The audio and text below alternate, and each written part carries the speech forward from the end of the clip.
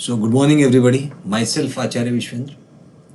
आज एक कॉन्सेप्ट आपसे डिस्कस करूंगा which is human mind brain information processing system. Hindi में इसको कहते हैं मानव मन मस्तिष्क सूचना प्रसंस्करण प्रणाली। इसका मतलब है कि ह्यूमन माइंड ब्रेन सिस्टम में जो इन्फॉर्मेशन एंटर होता है वो कैसे प्रोसेस किया जाता है, क्या उसकी प्रक्रियाएं हैं और क्या इसके पीछे साइकोलॉजिकल एंड साइंटिफिक मॉडल्स हैं जो डेवलप किए गए हैं। तो आज मैं आपसे डिस्कस करूंगा there is a multi store model which is called the Atkinson and Shiffrin model. ये साइकोलॉजिस्ट थे जिन्होंने इस मॉडल को प्रपोज किया था, that how information is being processed by the human mind brain system. Now here the concept is that why I have used mind brain. It is because mind and brain together acts as a system. The information processing certainly takes place in the brain at the level of neurons. Neural links are being developed.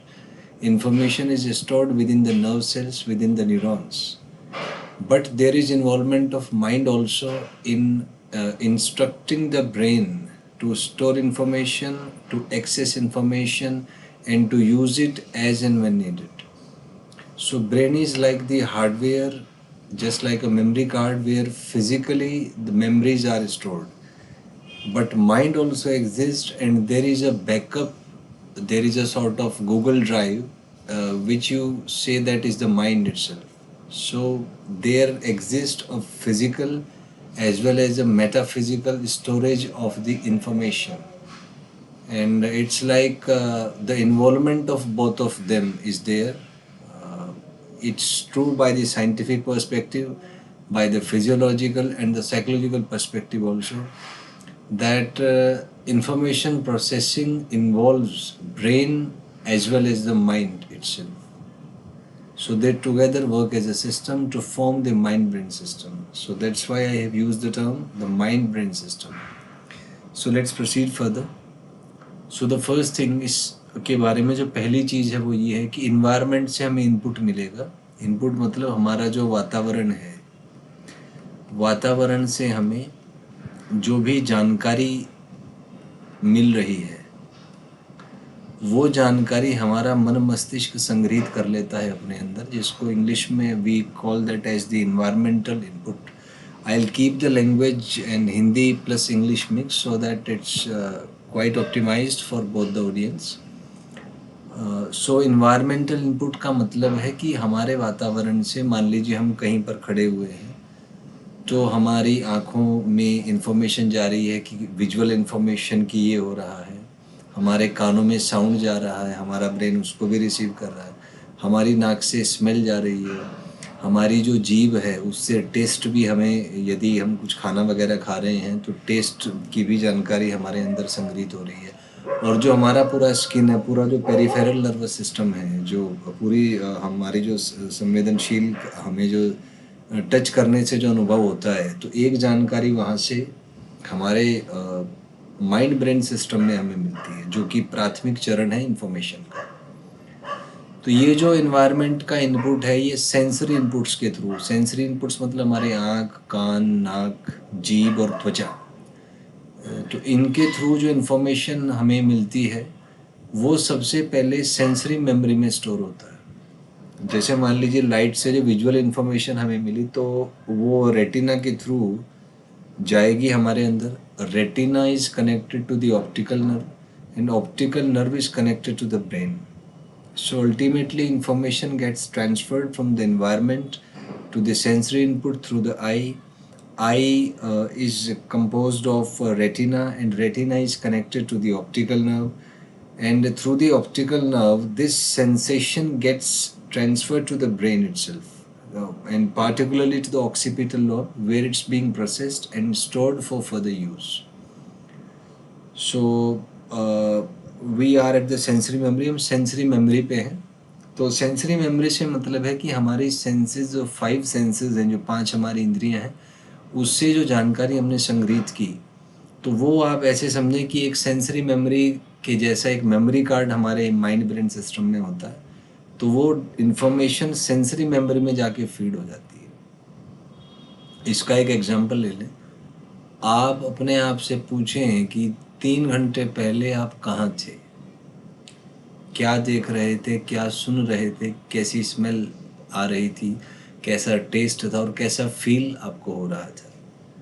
तो मेरे ख्याल से आपके brain ने काम करना start किया होगा और आपको याद आना स्टार्ट हो गया होगा, इमेजेस दिखने लगी होंगी, साउंड्स कुछ याद आ रही होंगी, कुछ स्मेल, कुछ टेस्ट वगैरह याद आ रहा होगा। तो this is how things work. तो ये जो सारी इन्फॉर्मेशन है ये हमारे माइंड ब्रेन सिस्टम के सेंसरी मेमोरी वाले फोल्डर में स्टोर हैं, तभी हम उसको रिटेन कर पा रहे हैं। सेंसरी मेमोरी के बाद ये इन्फॉर्मेशन शॉर्ट टर्म मेमोरी में जाता है, शॉर्ट टर्म मेमोरी के बाद ये लॉन्ग टर्म मेमोरी में जाता है। सिगमंड फ्रूड का जो साइको एनालिटिकल थ्योरी थी, तो sensory memory is the conscious mind, short term memory is the subconscious mind and long term memory can be mapped with the unconscious mind। तो इन तीनों में सिमिलैरिटी है, फंक्शंस आर द सेम। एक इसमें next है कि जो सेंसरी मेमोरी है ज़्यादातर उसको हम भूल जाते हैं।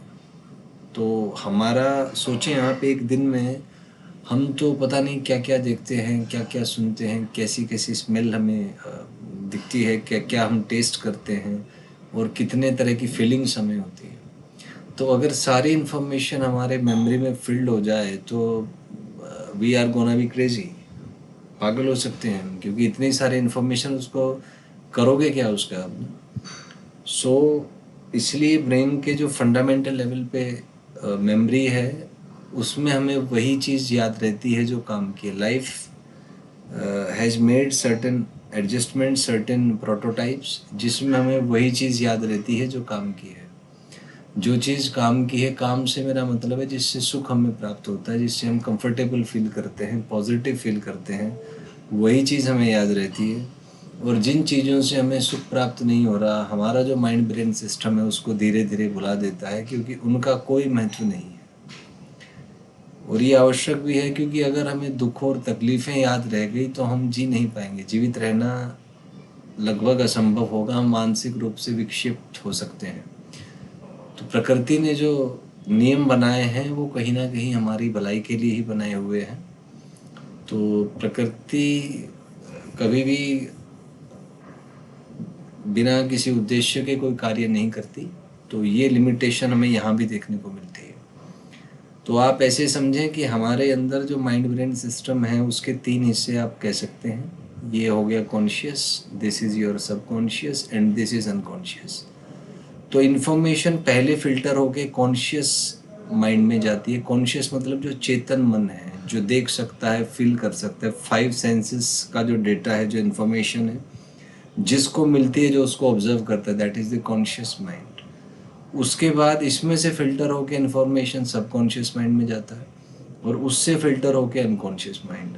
मैं ये जो साइको एनालिटिकल थ्योरी है इसको पहले ही डिस्कस कर चुका हूँ, बट इसके साइंटिफिक मॉडल है। So what ever I am talking is not just psychological और philosophical talk, it has got scientific significance, there are scientific models based on this thing. So it's just a way of putting up things into different perspectives, but the fundamental concept is same over here. Now coming to the short term memory, so this is forgotten through decay or displacement. So the short term memory is just forgotten through decay or displacement. So after some time we are not able to retain the information present in the short term memory, and the long term memory, sometime it gets forgotten through interference or retrieval failure. Sometimes we are not able to retrieve information from long term to the short term. So at all, fundamentally whatever we do is basically the coordination of these 3 memory elements: sensory memory, short term memory and long term memory. Or you can say that these are reminiscent of this mind model: the conscious mind, the subconscious mind and the unconscious mind.